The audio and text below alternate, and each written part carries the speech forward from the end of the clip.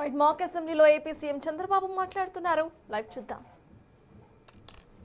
చేరతానంటే university లెక్చరర్గా చేరండి అని అడిగాడు. లెక్చరర్గా చేరితే అన్నింటికంటే ఈజీ జాబ్. మామూలు టీచర్ అన్న ఎక్కువ చదువు చెప్పాలి, కానీ యూనివర్సిటీలో ఎక్కువ రీసెర్చ్ ఉంటుంది. ఒక 2-3 గంటల క్లాసులు ఉంటాయి, మిగిలినప్పుడంతా రీసెర్చ్ ఉంటుంది. నేను పోటీ చేయను, నేను ఎమ్మెల్యే అవుతున్నాను ఆ రోజు చెప్పాను.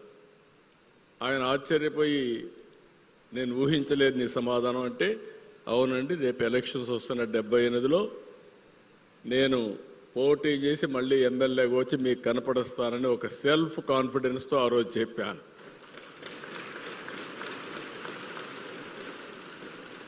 అక్కడి నుంచి ఒక ఆలోచన ఎందుకు వచ్చిందంటే, నేను ఎమ్మెల్యే కావాలంటే కాంపిటేటివ్ ఎగ్జామ్స్కి ప్రిపేర్ కావాలి. నేను ఎప్పుడూ స్టూడెంట్గా హ్యాపీగా తిరుగుతూ ఉండేవాడిని. సెకండ్ ర్యాంక్ నాది క్లాస్లో కూడా. అయితే నేను ఆలోచించింది, నేను కానీ రాజకీయాలకు వస్తే ఐఏఎస్ ఆఫీసర్ని కంట్రోల్ చేసే శక్తి నాకు వస్తుందని చెప్పి నేను ఆలోచించాను. That was my vision. అయితే విజన్ ఉంటే సరిపోదు, మీరు గుర్తుపెట్టుకోవాలి పిల్లలందరూ. దాన్ని ఎగ్జిక్యూట్ చేయాలనే ఆలోచన మీకు రావాలి. నిరంతరం శ్రమ చేయాలి. అందుకే మీరు చూస్తే ప్రతి ఒక్కరికి సంక్షోభాలు రాకుండా ఉండవు. ఏ సంక్షోభం వచ్చినా, ఏ కష్టాలు వచ్చినా ధైర్యంగా ఎదుర్కోవడమే కాకుండా ఎప్పటికప్పుడు సరైన నిర్ణయాలు తీసుకొని ముందుకు పోతే అది సాధ్యం అవుతుంది. అందుకే ఈరోజు నేను 9వసారి ఎమ్మెల్యేగా అయ్యాను. అంటే 45 సంవత్సరాలు. ఇక్కడుండే స్పీకర్ని మీరు చూస్తే ఆయన 7 సార్లు ఎమ్మెల్యేగా, ఒకసారి ఎంపీగా అయ్యాడు.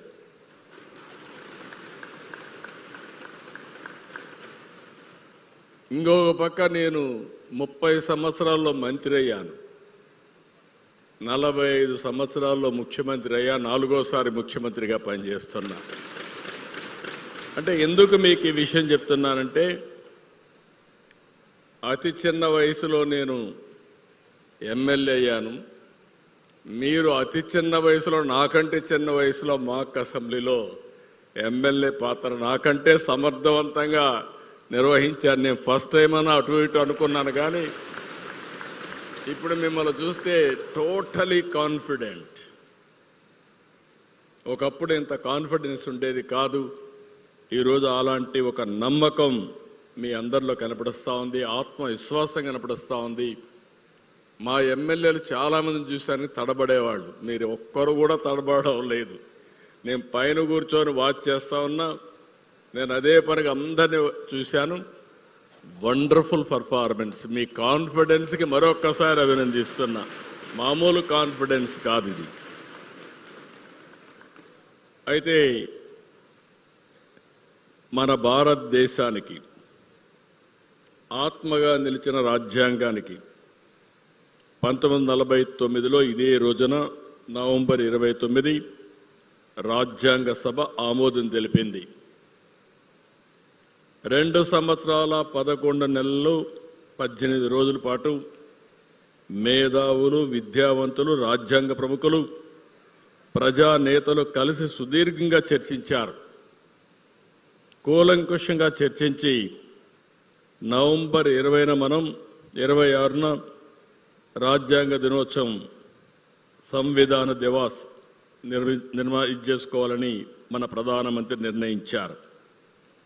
ఈ ఏడాది సబ్జెక్టు కూడా అవర్ కాన్స్టిట్యూషన్ అవర్ ప్రైడ్ అనే పేరుతో ఈ సంవిధాన్ దివస్ జరుపుకుంటున్నాం. ఇక్కడికి వచ్చినప్పుడు మీ మంత్రి గారు చాలా యాక్టివ్గా, డైనమిక్గా ఉండడమే కాకుండా చాలా రెవల్యూషనరీ థింకింగ్ ఒకసారి చేస్తూ ఉంటారు.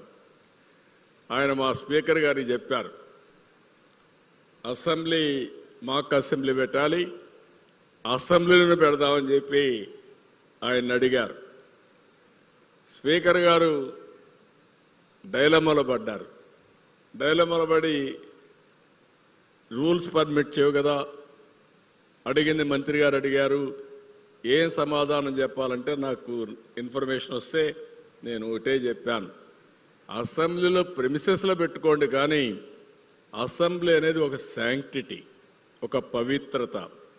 అక్కడ ఎమ్మెల్యేలుగా ఎంపికైతేనే ఆ రోల్ ప్లే చేయగలుగుతారు తప్ప ఇలాంటి మీటింగ్లు పెట్టకూడదని నేను చెప్పి అసెంబ్లీని మరిపించే విధంగా ఈరోజు సేమ్ సెటప్ వేసి మిమ్మల్ని అందరినీ ఎమ్మెల్యేలుగా ఇక్కడ చూస్తున్నానంటే చాలా గర్వపడుతున్నా. చాలా బాగా చేశారు.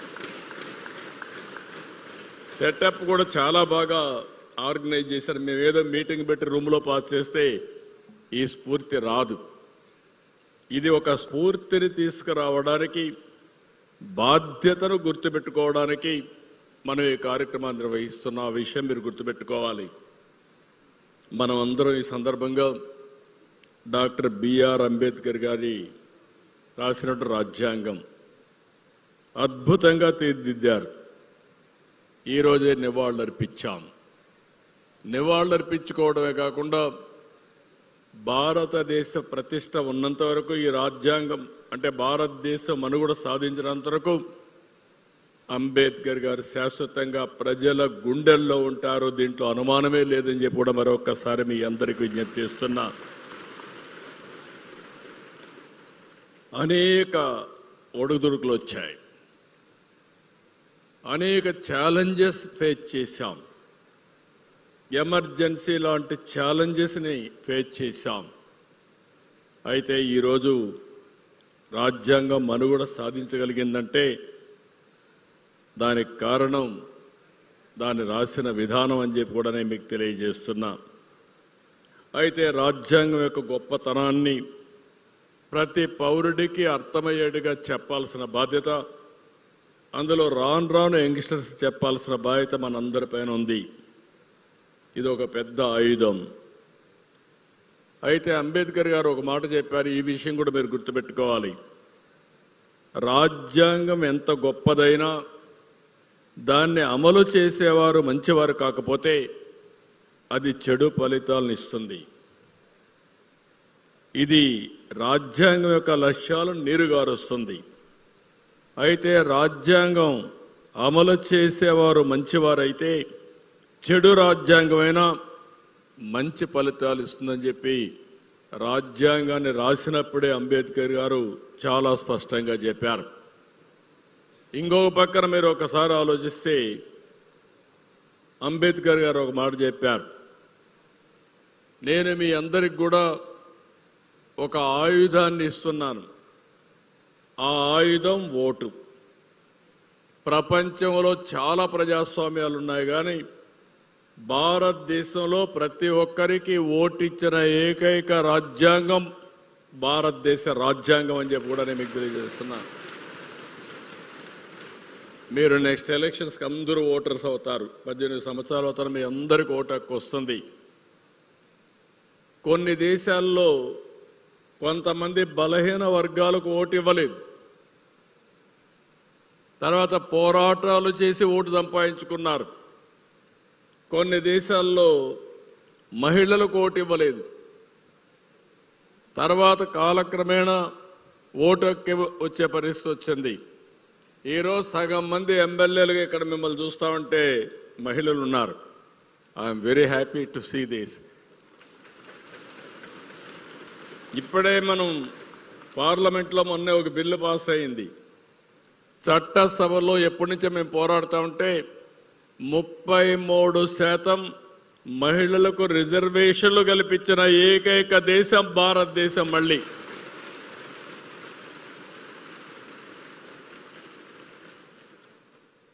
అమెరికా లాంటి దేశం మీరు గుర్తుపెట్టుకుంటే అక్కడ ప్రెసిడెంట్ ఎప్పుడూ మహిళ కాల. అలాంటిది భారతదేశంలో ప్రైమ్ మినిస్టర్లు అయ్యారు, మంత్రులు అయ్యారు, ప్రెసిడెంట్లు అయ్యారు. అది భారతదేశంలో ఉండే ప్రత్యేకత అని చెప్పి కూడా మరొక్కసారి మీ అందరికీ విజ్ఞప్తి చేస్తున్నా. ఒక మాటలో చెప్పాలంటే ఇది ఒక వజ్రాయుధం మనందరికీ. ఏదైతే ఓటు హక్కు ఉందో దీనివల్ల ప్రభుత్వాలను మార్చొచ్చు, మన భవిష్యత్తుని మనం రూపకల్పన చేసుకునే అవకాశం వస్తుంది.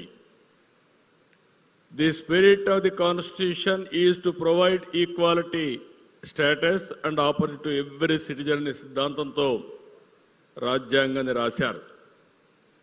దాని బ్యూటీ మీరు చూస్తే ప్రధానమంత్రి గారు చాలాసార్లు చెప్పారు. ఒక ప్రధానమంత్రి ఛాయ్ వాలాగా ఉన్న ప్రధాన వ్యక్తి భారతదేశ ప్రధానమంత్రి కావడమే కాకుండా భారతదేశం యొక్క దశ దిశ మార్చే పరిస్థితి వచ్చారంటే అది రాజ్యాంగం మనకిచ్చిన అవకాశం అని చెప్పి నేను మీకు తెలియజేస్తున్నాను.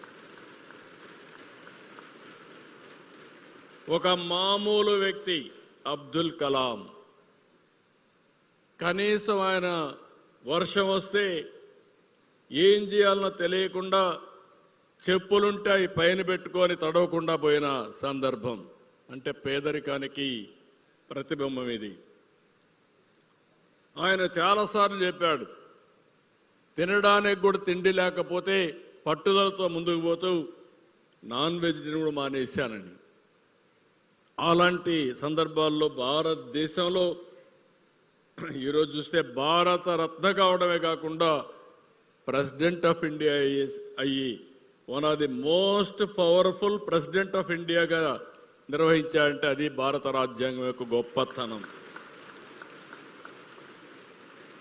ఇప్పుడే మీరు చూస్తే ద్రౌపది ముర్ము ప్రస్తుత రాష్ట్రపతి ఒక గిరిజన మహిళ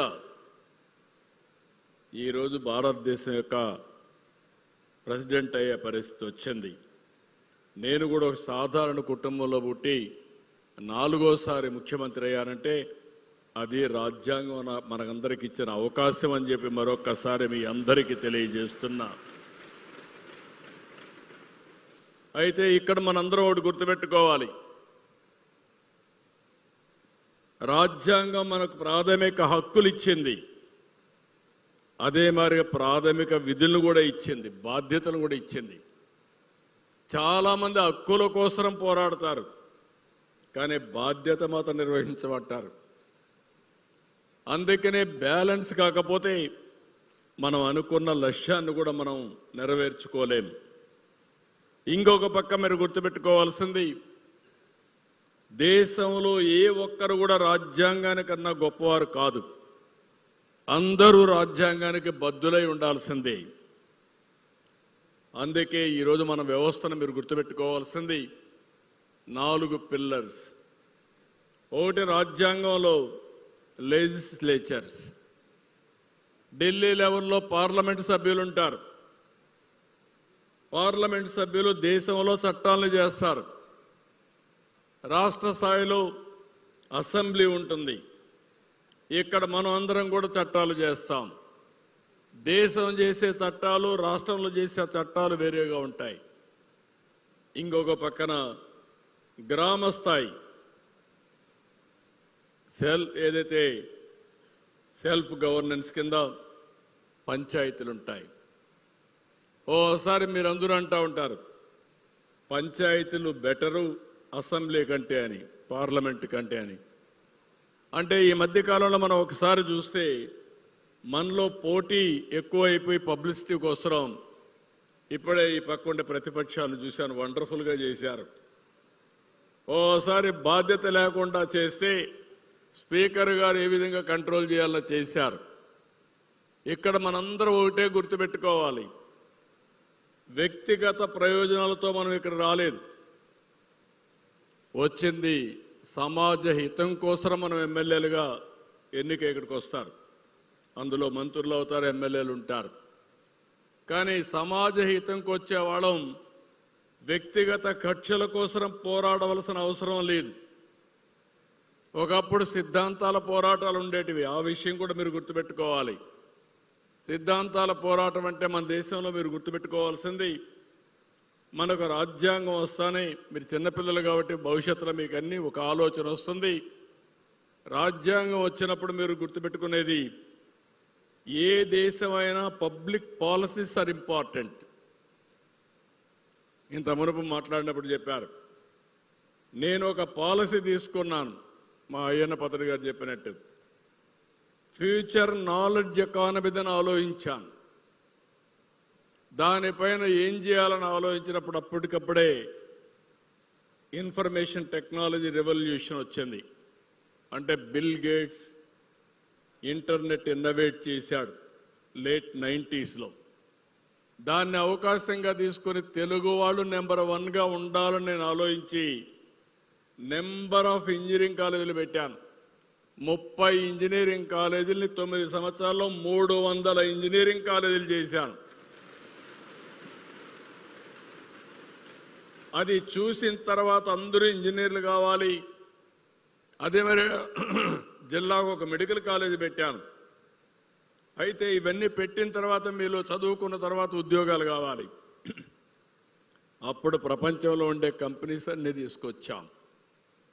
ఆ ఒక్క పబ్లిక్ పాలసీ మీరు చూస్తే నాలెడ్జ్ ఎకానమీ ఈరోజు దేశంలో 20 సంవత్సరాల్లో నెంబర్ 1 ఎకానమీ ఆంధ్రప్రదేశ్ హైదరాబాద్గా తయారైంది, తెలంగాణగా తయారయ్యే పరిస్థితికి వచ్చింది ఒక్క పబ్లిక్ పాలసీ. ఈ ఒక్క పబ్లిక్ పాలసీ మన వాళ్ళు 100 దేశాల్లో ఉద్యోగ అవకాశాలకు వెళ్ళారు.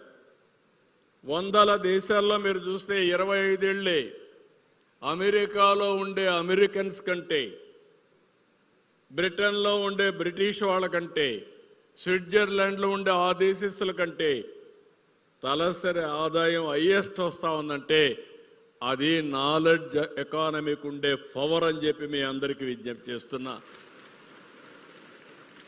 25 ఏళ్లకు మునుపు ఒక పాలసీ పెను ప్రభావం చూపించిందంటే మీరందరూ గుర్తుపెట్టుకోవాలి. చట్టసభల్లో ఇలాంటి పాలసీలు తేవడమే కాకుండా అమలు చేయాల్సిన బాధ్యత వ్యవస్థ పైన ఉంటుంది. మంత్రులు, ముఖ్యమంత్రి, లేకుంటే దేశంలో ప్రధానమంత్రి, మంత్రులు దాన్ని సూపర్వైజ్ చేసే బాధ్యత ఉంటుంది. మారుతున్న కాలానికి అనుగుణంగా 106 సార్లు మనం రాజ్యాంగాన్ని మార్చుకున్నాం, అమెండ్మెంట్లు కూడా చేసుకున్నాం. కానీ దాని స్వరూపం మాత్రం ఎప్పుడూ మారలేదు, గుర్తుపెట్టుకోవాలి. ప్రాథమిక హక్కులకు బాధ్యత ఎక్కడ కూడా వైలేట్ కాలేదు. అదే మరి బాధ్యతలు విస్మరించినప్పుడు చెక్స్ అండ్ బ్యాలెన్సెస్ పెట్టాం. మీరు గుర్తుపెట్టుకోవాల్సింది, ఒక పక్క చట్టసభలు ఉన్నాయి, ఇంకో పక్క చేసిన చట్టాలని అమలు చేయడానికి ఇక్కడ అడిగితే అందరూ ఐఏఎస్ ఐపీఎస్ అవుతా ఉన్నారు. వాళ్ళందరూ అమలు చేసే బాధ్యత వాళ్ళపైన ఉంటుంది. అదే సమయంలో జ్యుడిషియరీ ఉంది.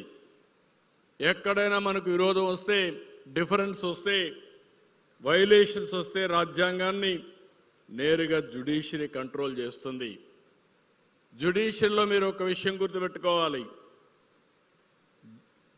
మెజిస్ట్రేట్ కోర్టు నుంచి సుప్రీంకోర్టు వరకు అల్టిమేట్గా రాజ్యాంగాన్ని పరిరక్షించేది ప్రెసిడెంట్ అయితే, దానికి సుప్రీంకోర్టు అనేది అంతిమ నిర్ణయం తీసుకునేది సుప్రీంకోర్టు అని చెప్పి కూడా నేను మీకు తెలియజేస్తున్నా. ఆ విషయం మనం గుర్తుపెట్టుకోవాలి, మీ అందరికీ ఒక ఐడియా ఉండాలి. ఇంకొక పక్క మీడియా ఉంది, అనేక మార్పులు వచ్చేసాయి. ఒకప్పుడు ఆల్ ఇండియా రేడియో ఒకటే ఉండేది. ఎవరైనా అసెంబ్లీ సభ్యులు మాట్లాడితే, ఇప్పుడు మీరు మాట్లాడారు, మాక్ అసెంబ్లీ అయినా మీ పేర్లు రేపు సోషల్ మీడియాలో, ఎలక్ట్రానిక్ మీడియాలో మీ ఊరు, మీ స్కూల్లో ఉండే పిల్లలు కూడా ఎట్లా మాట్లాడారు అని చెప్పి, మా ఎమ్మెల్యే ఎట్లా మాట్లాడారు మాక్ అసెంబ్లీని చూశారు.